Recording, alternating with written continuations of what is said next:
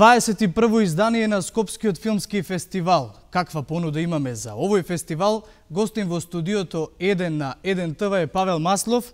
Павел, добре дојде. Ти си представник на самиот фестивал.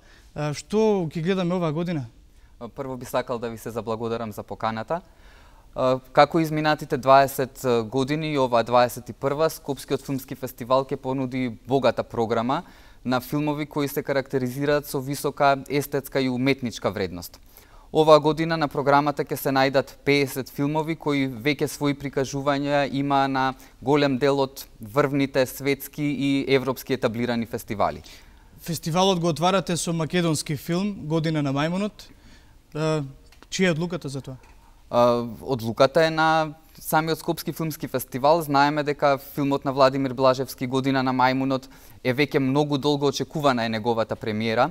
На наше огромно задоволство фестивалот го отвараме токму со овој филм, со македонска продукција, нешто кое што македонската публика со нетрпение го очекуваше, мислам, изминативе 2 години. Што имате друго во на македонска селекција на филмови? Од македонската селекција на филмови би ги издвоил уште 2 филмови. Филмот Последните камбани на Николче Поповски со Мето Јовановски во улога. Филм кој што веќе почнува да бележи успеси и надвор од границите на Република Македонија. И филмот Кобра на Игор Иванов Изи. И премиерата е кај вас или? Премиерата на Кобра е утре вечер во рамките на Скопскиот филмски фестивал. Така, за сите оние кои што не знаат, уште еднаш да кажеме кога се отвора фестивалот, каде и како е програмата. Вечер во официјалното отварање на Скопскиот филмски фестивал, 21-то издание, во 20 часот во киното Милениум.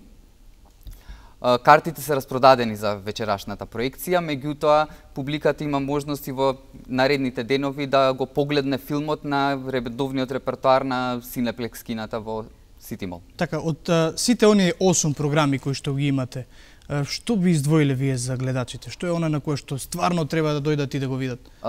Иако верувам дека секој филм со себе си носи нели тежина. Би сакал да напоменам дека структурата на филмови кои што се избрани во селекција на сите програми се филмови кои што публиката нема можност да ги гледа на редовниот репертоар на киносалите. И претходно напоменав дека тоа се филмови кои свое прикажување веќе имале на етаблирани светски и европски фестивали. И сакаме на скопската и генерално на македонската публика да ја доближиме дел од филмската уметност која што не е премногу експонирана на редовните репертоари, како што се блокбастерите на репертоарите на киносалите во Македонија. Сакаме да понудиме еден поразличен вид на филмска уметност, нешто кое што е многу достапно на пазарот во сите европски земји. Од тие блокбастери, што имате во селекцијата годинава? Некој посебно популарен филм на светско ниво нема, меѓутоа ги имаме голем дел на филмови кои што се закитиле со награди по другите фестивали. Би го споменал филмот Се гледаме тамо горе на Алберт Дупонтел, една многу интересна комбинација, би кажал спектакл на неверојатен црн хумор, изместени премногу мрачни теми, споени во една многу голема целина. Филмот се закити со 5 награди Цезар во Франција. Исто така би го спомнал филмот Виновен, кој што на фестивалот во Ротердам ги освои срцата на публиката и освои наградата од публика за најдобар филм на фестивалот, и исто така и фестивалот во Санданс. Она што е новитет е дека годинава во програмата вклучувате и квир филмови. Се работи за една табу тема, се уште во Македонија. Може ли малку повеќе за тоа, бидејќи сепак нели хомосексуалноста, репресиите, квир начинот на живење, тоа е сепак тема за која што можеби луѓето се уште имаат големи предрасуди. Зошто оваа програма и што ќе вклучува истата? Во програмата се вклучени неколку филмови кои се занимаваат со тематиката на квир културата. Би сакал да напоменам дека самата уметност, како уметност, вклучувајќи и филмската уметност, не подразбира под себе само уметност ради уметност, ларт по ларт, него основната цел, барем според мене, на уметноста е дека треба да артикулира проблеми, треба да отвара прашања, да отвара размислување и сето тоа да допринесува за некаков напредок во сваќањата во целиот општествен контекст.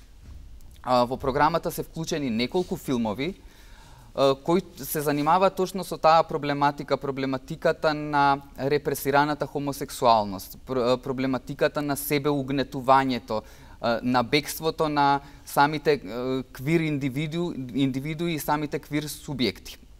Во рамките на оваа програма сакам исто да напоменам дека ќе има и промоција на книгата на за засрамените геј мажи од Ендрю Ходжс и Дейвид Хатер, преку предавања на Жоао Флоренсио, универзитетски професор во Англија, професор по современа и модерна уметност и визуелна култура, и Станимир Панајотов, ќе се обидеме да отвориме дискусија и да направиме еден краток осврт на квир кинематографијата и нејзиниот историјат.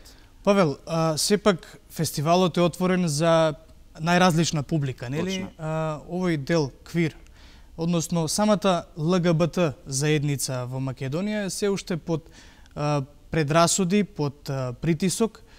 Оваа програма е едукативна. Што очекувате од оваа програма? Луѓето да си заминат дома среќни и да кажат ова беше супер парче или Па би сакале преку или пак целта ви е да отворите дилеми, луѓето да си дојдат дома да разговараат за ова што го гледаат на филм? Имено, значи преку политиката на презентација на филмската уметност, представувајќи програма со теми кои се занимаваат со животот на луѓето кои што се дел од ЛГБТ заедницата, сакаме да отвориме и да создадеме еден безбеден психички и физички простор, едно инклузивно општество, да наречем, во мало инклузивна средина, во која што луѓето кои што живеат на маргините ќе може да се чуе нивниот глас. Би сакале, покрај тоа што ќе го славиме филмот, во оваа програма имаме можност да се согледаме себе си, да ги согледаме другите и да се соочиме и да дојдеме до некаков начин на разбирање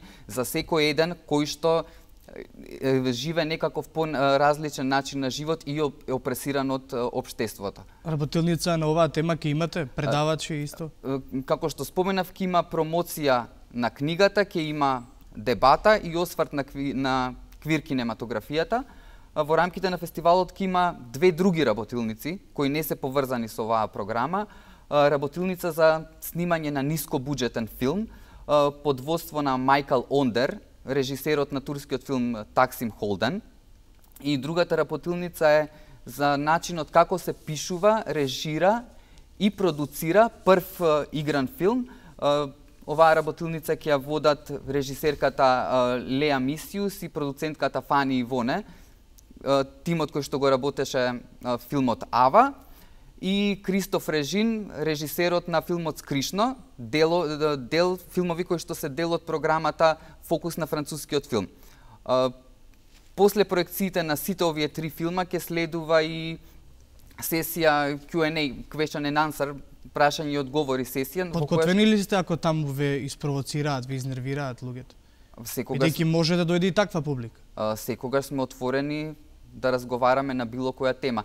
Сепак публиката разговара со режисерот, со продуцентите кои што многу добро си ја знаат својата работа, идејата, начинот на приготвување и сето тоа. Да, но да не заборавиме дека во Македонија се уште нема процесуирани случаи покрај тоа што беа нападнати центарот на ЛГБТ центарот и уште еден или два кафулиња, така? Да. Се уште нема судска завршница од тоа? Немам информација дали има судска завршница, меѓутоа постои како проблем и нешто со кое што се соочија луѓето од таа заедница во нашата земја и во нашето општество. Така, правите еден линијар, да кажам, од делата на Алфред Хичкок.